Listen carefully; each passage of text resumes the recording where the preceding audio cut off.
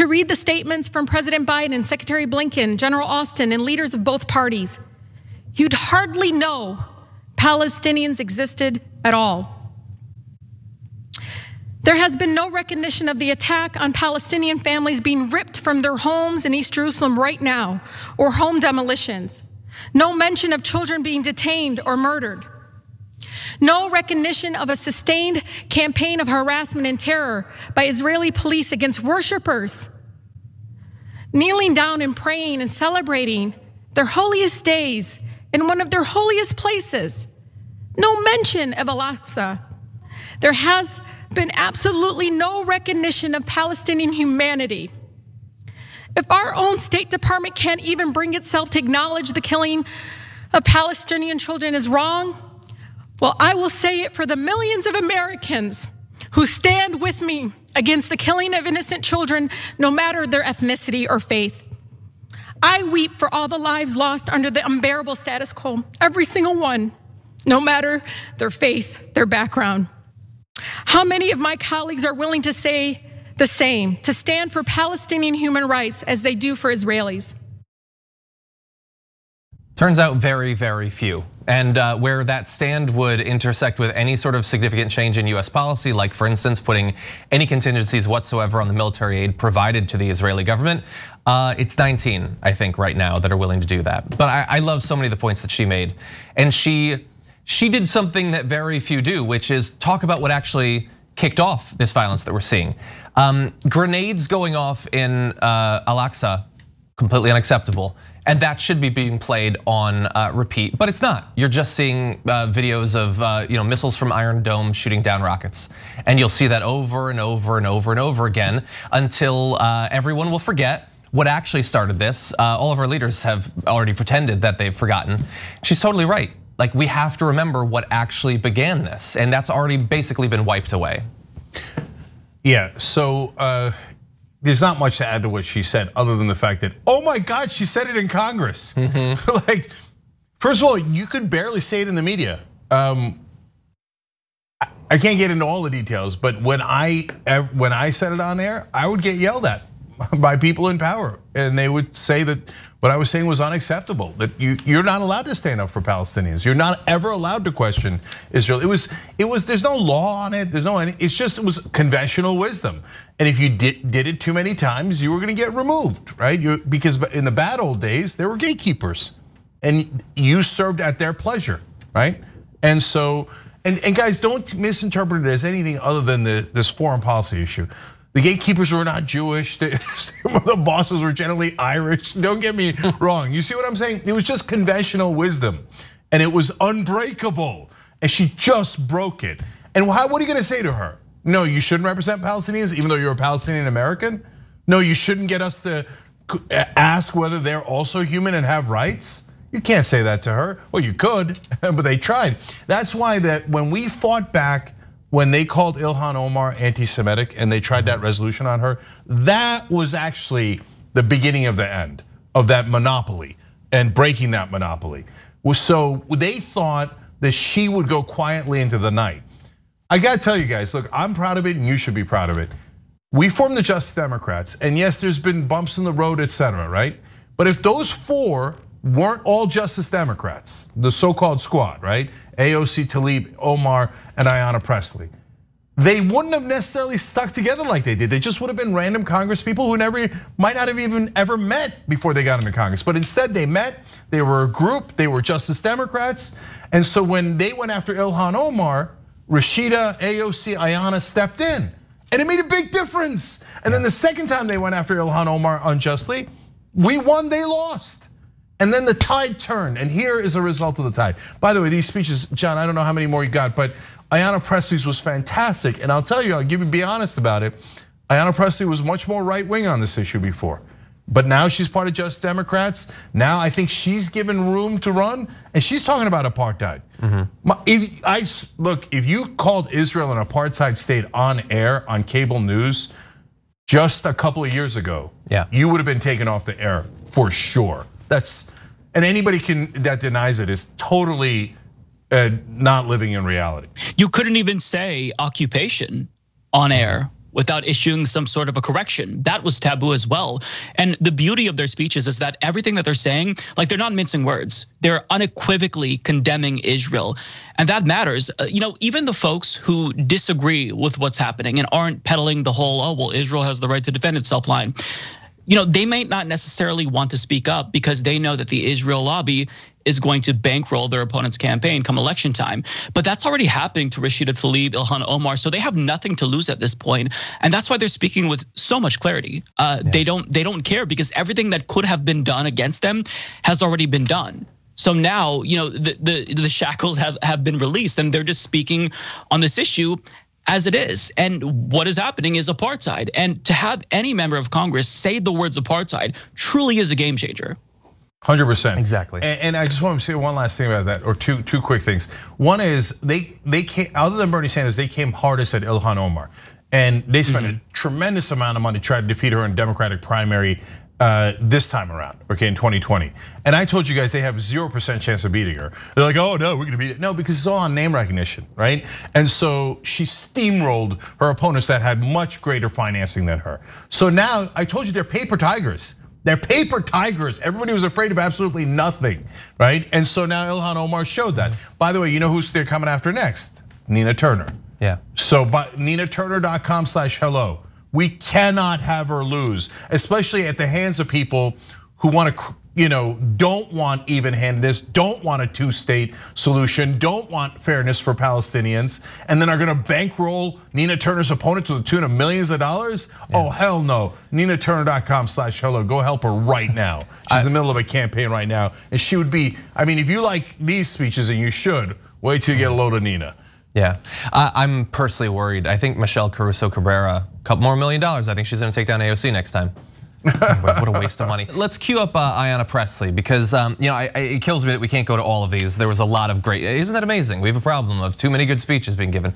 But anyway, here is Representative Pressley. Palestinians are being told the same thing as black folks in America. There is no acceptable form of resistance. We are bearing witness to egregious human rights violations. The pain, trauma, and terror that Palestinians are facing is not just the result of this week's escalation, but the consequence of years of military occupation. We cannot stand idly and complicitly by and allow the occupation and oppression of the Palestinian people to continue. We cannot remain silent when our government sends $3.8 billion of military aid to Israel that is used to demolish Palestinian homes, imprison Palestinian children, and displace Palestinian families. A budget is a reflection of our values. I'm committed to ensuring that our government does not fund state violence in any form, anywhere. Many say the conditioning aid is not a phrase that I should utter here, but let me be clear. No matter the context, American government dollars always come with conditions. The question at hand is, should our taxpayer dollars create conditions for justice, healing, and repair? Or should those dollars create conditions for oppression and apartheid? Now, while I hold space for the storied history and unique lived experiences on the ground globally, there is a through line here. And whether we are talking about the militarization of our communities or weapons of war, the question is the same. If our budgets are a statement of our values, what do we value? That was just about the best I've heard from her, I think, actually. Literally the best speech she's ever given. Yeah, and that I've seen. I loved the point that she drew it back to the experience in the US. There's no way that you're actually allowed to speak up for yourself, to fight for any sort of change. And actually, I want to work this into two graphics that we have, because right now there's violence, and that's obviously unacceptable. Before, there wasn't. In fact, there was a good period where there was nothing like what we're seeing right now. So before the current crisis, Gazans already lived in what one UN human rights official called a toxic slum, a jagged strip of land blockaded indefinitely by Israel and Egypt, whose roughly 2 million residents endured daily power outages of up to 16 hours and running water that worked only every other day. Well, now, after the massive aerial bombardment campaign, they're down to about 5 hours of electricity per day and half their usual water supply. So obviously, the situation right now is insane, it's unthinkable. It was insane and unthinkable before. So what are they supposed to do? And for how many years are they supposed to do it? Not just like to be able to totally control their own, like literally be able to live with electricity and water as we would expect for any human living in any portion of the world. I have no idea. I'm sure they're confused too, because it doesn't seem like there's anything they can do, peace or conflict, organization or chaos, that will actually result in any bettering of their lives. Yeah, so guys, I'm telling you, man, if you ever gave $1 or an hour to a Justice Democrat, an hour of your time, you did it. At least on this really important issue, this moral issue, you made a giant difference. This is unprecedented. I just can't impress that enough on you. First of all, when she says, what form of resistance is acceptable? It's such a great question. I remember when just a couple of years ago when the Palestinians tried to go to the United Nations and have Palestine declared a state, just like Israel did, identical to Israel. And I said, well, if you don't allow this, what do you allow? They're going diplomatic, peaceful, nonviolent. And they said, nope, you can't protest Israel. You can't go to the United Nations. You obviously can't do violence. You can't do anything. You just have to sit there and never have freedom and know that you're inferior to us. And when I said things like that, I was considered a monster. Why do you think we're outcasts? Because we say things like that are true and that Washington despises. It was not allowed to be said. It was not allowed to be said, but she just said it in the House. What are you gonna do now? And they all said it together. Cori Bush, AOC, Ilhan Omar. We don't have time to show you all their videos, but go watch them, they're amazing. Thank you. Even Mark Pocan and some others that have kind of been quiet on everything are now speaking up on this issue. And McCollum from Minnesota has been a giant on this issue. So now, look, one final thing for me. She touched the third rail there and she didn't die politically. The third rail is conditioning aid to Israel. Like maybe you could have like I don't hate Palestinians. Maybe you could have done that like 3 years ago, but that was the outer limit. Now she's saying, yeah, I'm not necessarily gonna give you the $3.8 billion we give you. Maybe I'm gonna vote no. Yeah. It depends. Are you killing people with it? Or are you doing something good with it? Are you protecting your citizens? It depends, right? And that was heresy until about 24 hours ago. Super fast. I don't know if you remember back during the Republican primary in 2016, Rand Paul, who was running obviously as what passes for libertarian, was like, no aid anywhere. And they were all like, yeah. And he was like, including to Israel. And they were like, boo. And he was like, okay, Israel can have it. Like he totally backed up instantly. It was the fastest turnaround I've ever seen from Rand Paul. I do remember, we covered on this show. He's such a coward. You see Rand Paul? That's how you do it. Learn from those women, okay? And figure out how to grow a set. Yeah, I wanted to add about Mark Pocan's comment. It was really impressive to see him. This is the former co-chair of the Congressional Progressive Caucus. And he said something really magnificent that I didn't expect a progressive leader in Congress to say, because they have been relatively silent on some issues. He said that to remain silent during this time is to side with the oppressor. That's a shot at all other Democrats to speak up. Now is the time where we're gonna look back in history and see who actually was on the side of the oppressor and who was on the side of human rights. And for him to say that, honestly, like you usually don't see Democrats fight, especially when they're fighting other Democrats. But to me, that was incredible. And honestly, Mark Pocan deserves a lot of credit for that, because that did take bravery. Yeah, he's the one guy that's sometimes progressives in Washington say, oh, Mark Pocan does stuff. I've never seen him do anything, but that was wonderful. And look, and you're right, Mike. That's another line that they never cross, which is criticizing fellow Democrats. Totally. Which, to give credit to the Republicans, they cross all the time, right? They have actual debates. They might be crazy, but they're real debates within the party. Before in the Democratic Party, intra-party debates were unacceptable, and you were a monster if you did it. Yeah. Well, they just did it. Right? So maybe that could also spill over into other issues like $15 minimum wage, where you might be able to say, hey, fellow Democrats, I think you might be lying. You don't actually want it, because you say you want it, then you vote no. That gives me a pretty good indication that you don't want it. Look, cross your fingers, one step at a time.